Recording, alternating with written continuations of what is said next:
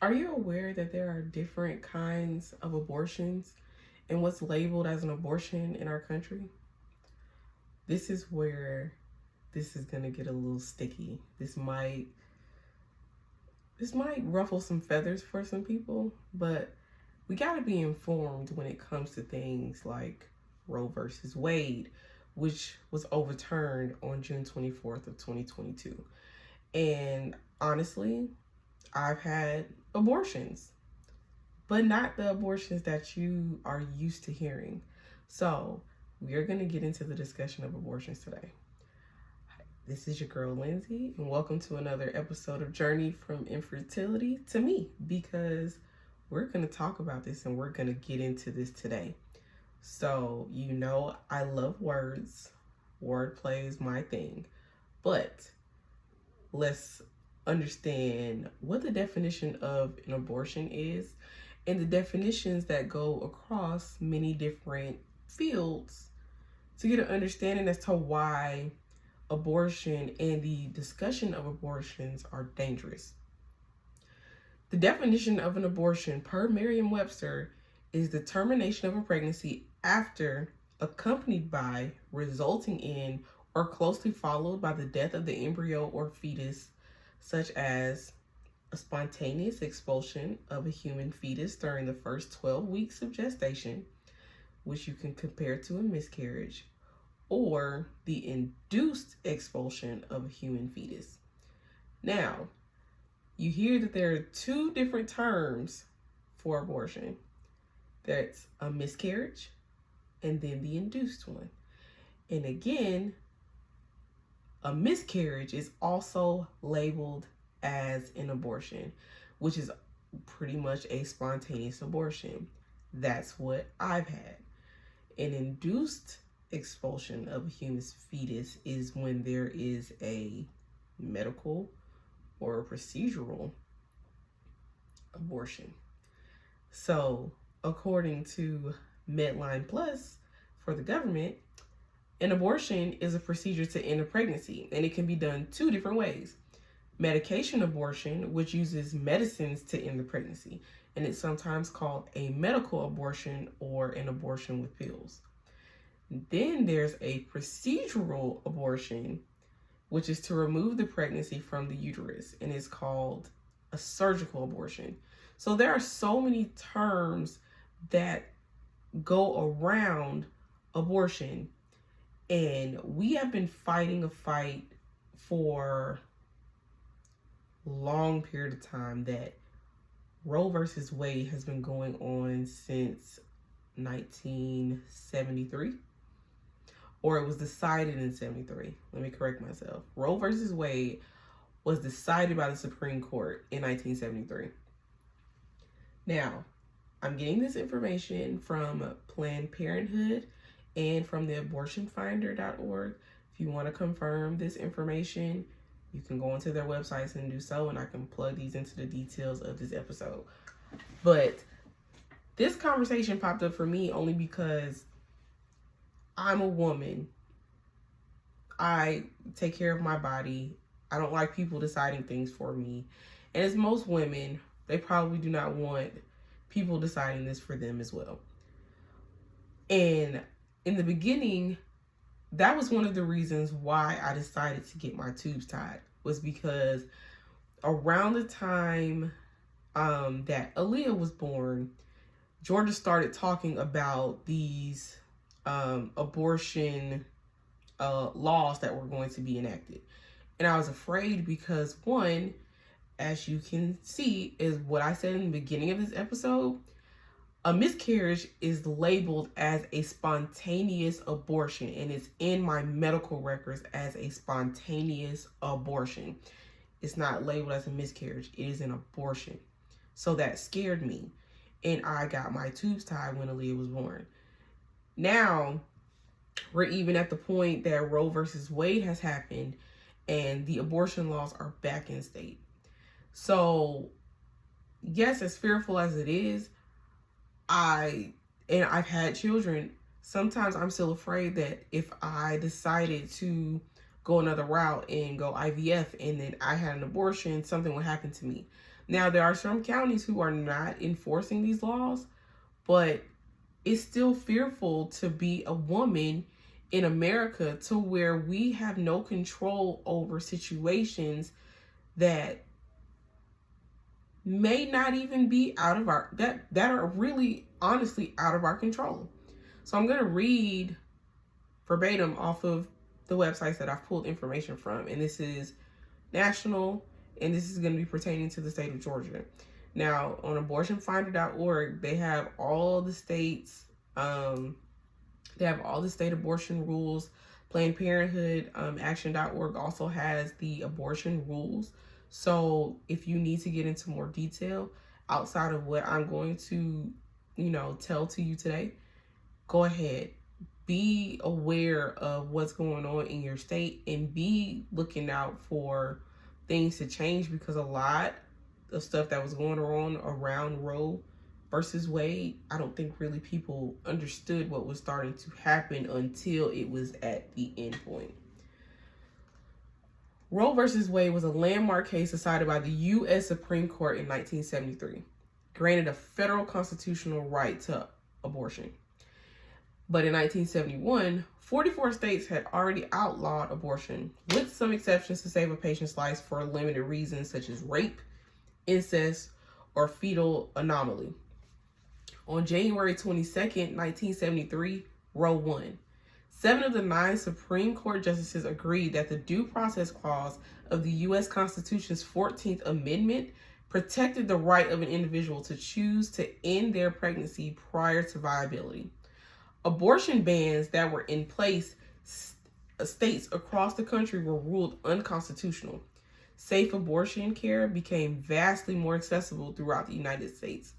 The right to abortion did not, however, give people access to abortion.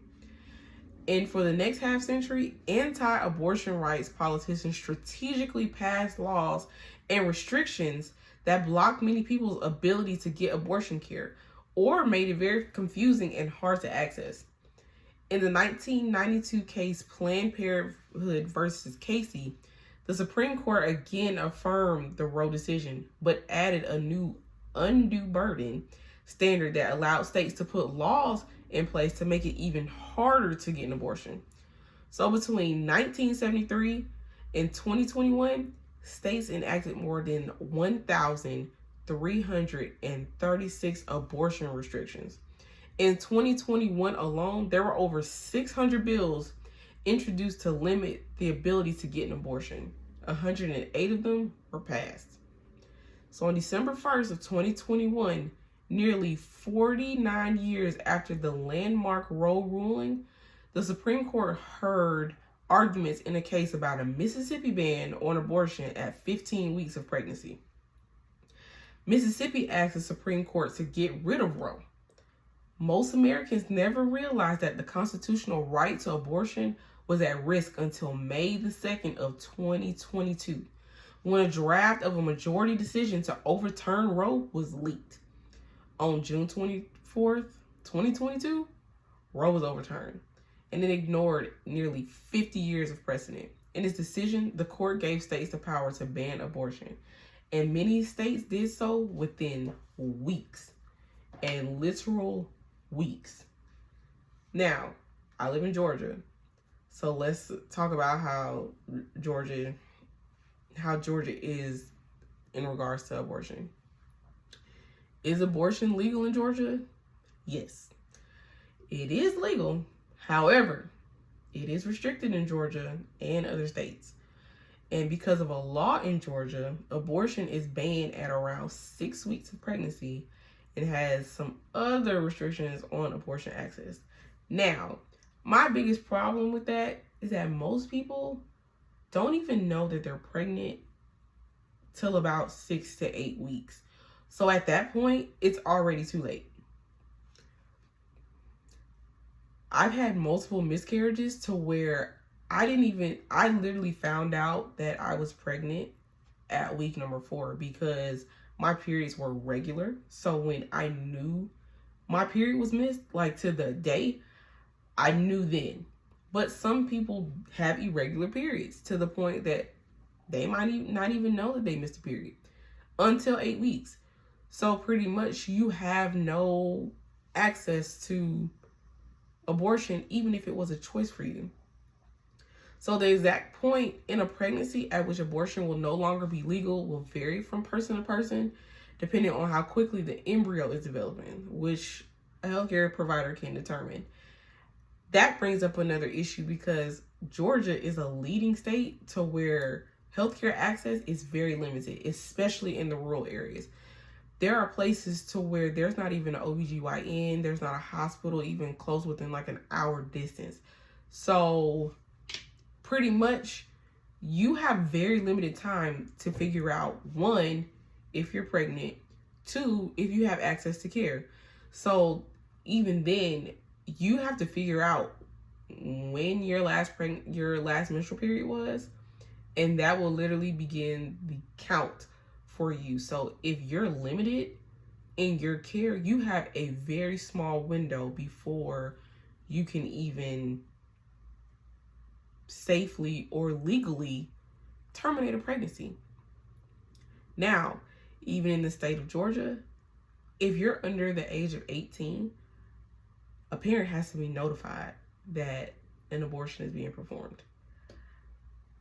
You must notify a parent or a legal guardian to get an abortion, and minors who can't tell their parent about their decision to have an abortion have to file a petition to excuse them from this parental consent. Do you know how the state works when it comes to petitions for anything? You're not going to forget that within 2 weeks. And I think that's been used as a scapegoat because that's going to be hard to even excuse them, because a lot of court proceedings, you won't even get any kind of notification within a week or two. I filed a TPO and it took a week. It took a week for me to even get a court date. So you can't tell me that it's going to take, let me find out that I'm 5 weeks pregnant and I only got a week to find out if I can terminate, even to notify my parent that I want to get an abortion. No. On top of that, a patient must wait 24 hours between receiving state mandated abortion counseling and then obtaining the abortion. So you have to tell me and give me counseling about the abortion, and then I have to wait a whole 24 hours before I can get one. When usually, I'm pretty sure people who go get abortions know the day that they're going that they want an abortion. So why would you make them wait? Anyway, the whole abortion thing is still and always going to be a hot topic. I am pro-choice. And even with me having spontaneous abortions, miscarriages, I feel that a woman should have the choice to carry or not carry. I may lose followers, I may lose friends, but I am a woman who wanted children for so long. And it was a choice for me to want to have kids. Some people have situations to where they don't want to have children. There are times where people have been, they have been either raped, there's been incest in the families. Things have happened to the point that they don't want to carry their trauma. And I don't want to carry, and if I don't want to carry the trauma, I shouldn't be forced to by people who have never had children.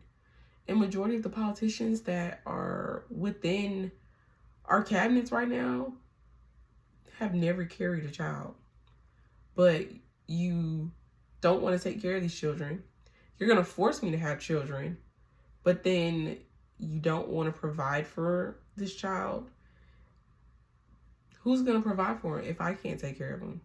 And so a lot of times, sometimes these women have babies. They even try to prevent them and they still get pregnant. So you're going to force me to take care of a child that I don't want to take care of. I don't think that's right. But even still, it should be a woman's choice. It's my choice to have a baby. It's not your choice. There's other things that go along with pregnancies, but we'll have to talk about that another day. not today. So let's just put it like this into perspective. So it's legal for you to have access to abortion here. There are restrictions though. But eliminated surrounding the state of Georgia. You cannot get an abortion in Alabama, Mississippi, Tennessee, Indiana. There are severely restricted states of Florida, South Carolina, North Carolina. Accessible, you got Virginia, and very accessible, Maryland, DC, Illinois. So you're going to really have to come out of the South to get an abortion. And that's just surrounding Georgia. I haven't even gone out any further, but again, you can check on Planned Parenthood or Abortion Finder for that information, but this is literally where we're at in this country with abortion status, is that we have to fight for our right to have children or to not have children. And this needs to be changed. There's more coming.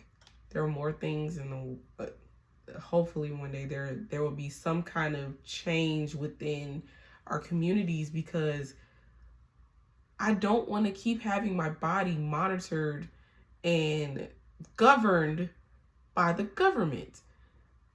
You're not paying for it. I have insurance. We pay taxes. There's so many things that go into me having to take care of my body. And most people don't understand how much it takes to even have a baby. Because even after abortions, people don't realize that women can still have issues pertaining to this. Like, even after me having my miscarriages, I had milk. There's so much trauma that comes behind these things that people don't. That's after pregnancy, period. You can develop still producing milk. There are still contractions that happen. Your body changes. It hurts to have a child. Even to have one removed, it's painful. There's pain that is surrounded with having a baby. And we have to deal with lawmakers who feel that abortion should be forced upon people because they don't want to kill babies. But we have all of these children that have been born that are in foster care that people can't afford to even get, or people can't even adopt these children. And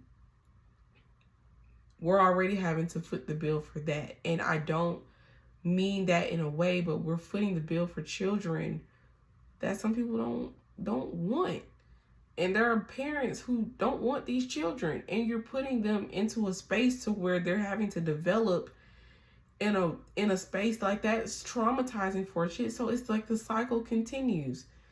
And then there are situations to where there's poverty, and there are more children being born into poverty, and they continue to perpetuate the cycle to where they can't get out of it because they're going to redo the same thing that happened before. There's so many other issues that society does not bring to the forefront. They're just pieces. It's not the whole picture. It's just one little minute piece that people wonder why there's so many things going on. But you have to pay attention to what's going on in the community. You have to pay attention to what's going on in the area, like abortion rates. People don't realize how many abortions are being had. And once again, that's not even counting people who have miscarriages. And that's why that abortion situation for me has always been dangerous and scary, because I'm a woman and abortions happen spontaneously, induced, medically. They happen. And that's why that term is so scary for me. And one day, I honestly, if the right person comes around, I may want to have another child. But I'm still scared because I don't know where our legislators are going to go when it comes to this.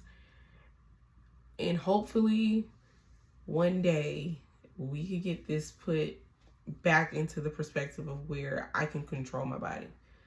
Like, again, there are some places where it's still legal and it's put it in the state's hand, but you have to start thinking, does my state have my best interest when it comes to my body? When you give me limitations on what I can do, but do you provide enough health care for me? Am I in an area to where I can receive adequate health care, where I can receive adequate insurance, the availability for things? As a society, are they taking care of my community? This is why, on top of that, this is why you put people in place who represent your community, who represent you as a person. This is why it's important for you to do the research on the people who are representing you in your district. You know, it goes outside of even just abortion. Your local Board of Education, your sheriffs, things of that sort, all of those things tie into your community, which is why it's important for you to see the people, ask the people who are in your communities what it looks like for them to represent you as a person.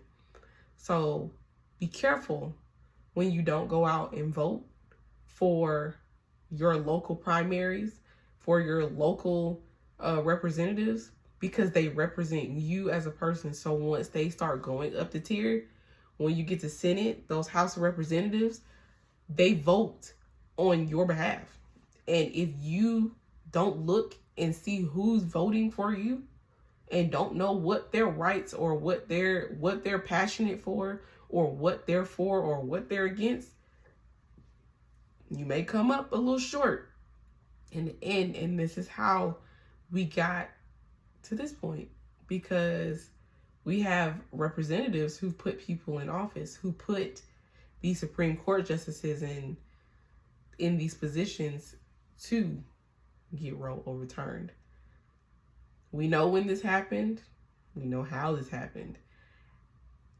And we got to do better when it comes to our political aspects. So I'm just encouraging you to now, as we are approaching a new election cycle, look at who represents you. Start looking at the things that they've been voting for. If you need help, go onto your local websites for your representatives. See what bills, see what things are in office, or see what bills or what things are on the docket, to see what your representatives are voting for, because this is going to definitely show you who and who you don't need to vote for your upcoming elections. But I'm going to end it here because I went out off the meat rack talking about my abortions and getting political, but it's all tied together. It all boils down to politics, because there are people who are out here politicking for the wrong things, and they're not politicking for you as a person. So I'm going to end it here. And this is another episode of Journey From Infertility. If you do not follow me or you're new, you can follow me directly. My name is Lindsay Becky Shea. It is LinzyBeckyShea. Page is Journey From Infertility. And I'll see you next time, because I got a special episode coming for you in a couple weeks. Peace.